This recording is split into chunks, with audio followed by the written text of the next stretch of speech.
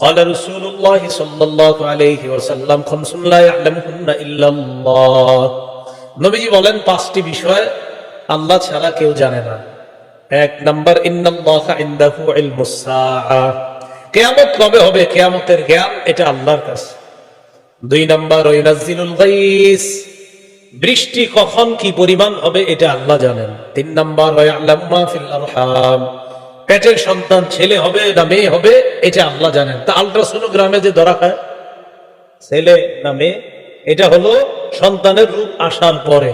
রূপ আসার আগে এটা ছেলে না মেয়ে হবে এটা কে জানেন?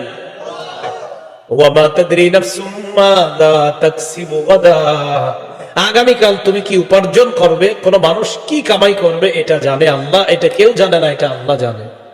ওয়ামা তাদরি নাফসুম বিআইয়ি আরদিন তামুত, কোন জমিনে কখন কোন সময় মৃত্যুবরণ করবা এটা কেউ জানে না, এটা জানেন আল্লাহ।